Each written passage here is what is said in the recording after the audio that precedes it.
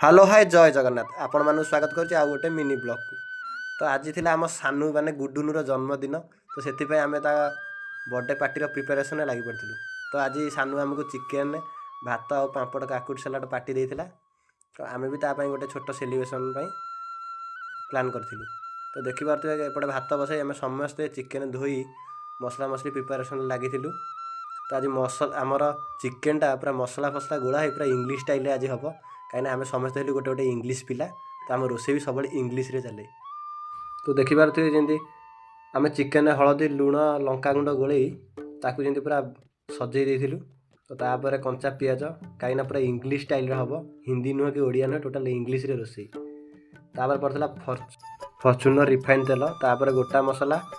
ତ ଫାଷ୍ଟ ଆମେ ପକାଇ ଦେଇଥିଲୁ ଆଳୁ ଉପରେ ପଡ଼ିଥିଲା ପିଆଜ, କାହିଁକିନା ଏ ରୋଷେଇଟା ଟୋଟାଲ୍ ଉପରେ ଇଂଲିଶ, କାହିଁକିନା ଆଜି ଆମ ଗୁଡୁନୁର ଜନ୍ମଦିନ। ତ ତାପରେ ମ୍ୟାରିନେସନ୍ ହେଇଥିବା ଚିକେନ୍ଟା ପଡ଼ିଥିଲା। ତ ତାପରେ ଆମ ଷ୍ଟାଇଲ୍ ଅନୁସାରେ ଲଙ୍କାଗୁଣ୍ଡ, ଜିରା ଗୁଣ୍ଡ, ଧନିଆ ଗୁଣ୍ଡ ଇତ୍ୟାଦି ସବୁ 64 ପ୍ରକାର ମସଲା ପଡ଼ି ତାକୁ ଗୋଳା ଘଣ୍ଟା ଚାଲିଥିଲା। କାହିଁକିନା ଆମ ଆଜି ଟୋଟାଲ୍ ରୋଷେଇର ପ୍ଲାନିଂଟା ଥିଲା ଆମ ହାପୁ ଆଉ ସାର୍ଙ୍କର। ଏପଟେ ମୁଁ କଚୁମର ପାଇଁ ବା ଗୋଟେ ସାଲାଡ଼ ପାଇଁ ଲାଗି ପଡ଼ିଥିଲି ପ୍ରିପାରେସନ୍ରେ। ଏପଟେ ଛଣା ହେଉଥିଲା ପାମ୍ପଡ଼। ତ ପିଇସା ତମେ କେଉଁଠି ଖାଇବ ଜଲ୍ଦି ଆସ, ଏଇ ଡାଇଲଗ୍ ମାରି ମାରି ରୋଷେଇ ଚାଲିଥାଏ ଆମର। ତ ଦେଖିପାରୁଥିବେ ପାମ୍ପଡ଼ଟା କେମିତି ପୁରା ଡିଜାଇନ୍ ପକଉ ପକଉ ଫୁଲି ଯାଉଥିଲା। ତାପରେ ଏପଟେ ସାଲାଡ଼ ପ୍ରିପାରେସନ୍ ମୁଁ ସାରି ସାରିଥିଲି। ତ ଏପଟେ ବି ଚିକେନ୍ ବି ହେଇଯାଇଥିଲା। ତାପରେ ପଡ଼ିଯାଇଥିଲା ଧନିଆ ପତ୍ର, ଗରମ ମସଲା। ତ ସବୁ ରୋଷେଇ ପରେ ଆମେ ଲାଗି ପଡ଼ିଥିଲୁ କେକ୍ ପ୍ରିପାରେସନ୍ରେ। ତ ଦେଖିପାରୁଥିବେ କେକ୍ଟି ଆମର ବହୁତ ସୁନ୍ଦର ହେଇଥିଲା। କାହିଁକିନା ଆମ ଟୋକା ସାନୁ ଯେମିତି ସୁନ୍ଦର, ଗୁଡୁନୁ ଆମର ଭାରି ସୁନ୍ଦର ପିଲାଟା। ତ ସାନୁ କହିବାନି, ଆମେ ଆଜି ତାକୁ ଆଜି ଗୁଡୁନୁ କହିବା।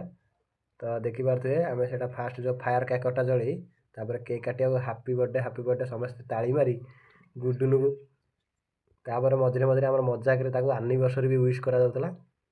ତ ତାପରେ ସୁନ୍ଦର ଭାବରେ ସେ କେକ୍ଟିକୁ ହାର୍ଟଟାକୁ ରଖିଥିଲା, କେଜାଣି କାହାକୁ ଦେବ ସେ ହାର୍ଟଟା, କହିଲା ଏ ହାର୍ଟଟା ଥାଉ। ତାପରେ କେକ୍ଟା କାଟି ଆମ ସମସ୍ତେ ଖଣ୍ଡେ ଖଣ୍ଡେ ଦେଇଥିଲା। ଏପଟେ ଚିକେନ୍ ବି ହେଇଯାଇଥିଲା। ତ ତାପରେ ବଢ଼ା ବଢ଼ି ଷ୍ଟାର୍ଟ କରିଥିଲେ ସାର୍। ତ ଖାଇବାକୁ ବସି ପଡ଼ିଥିଲୁ ଆମେ ସବୁ। ତାପରେ ଧୀରେ ଧୀରେ ସବୁକିଛି ସାଲାଡ଼, ପାମ୍ପଡ଼, ଚିକେନ୍ ସମସ୍ତଙ୍କୁ ବଢ଼ା ସାରିଥିଲା। ତାପରେ ଆମେ ବସି ପଡ଼ିଥିଲୁ ସବୁ ଖାଇବାକୁ। ତ ତାପରେ ସୁନ୍ଦର ଭାବରେ ଗୋଟେ ଫଟୋ ଉଠେଇ ବସି ପଡ଼ିଥିଲୁ ଖାଇବାକୁ। ତ ଭିଡ଼ିଓଟି ଆମର ଭଲ ଲାଗିଥିଲେ ଲାଇକ୍, ସେୟାର, ସବସ୍କ୍ରାଇବ୍ କରିବାକୁ ଜମା ବି ଭୁଲିବେନି। ରହୁଛି, ଜୟ ଜଗନ୍ନାଥ।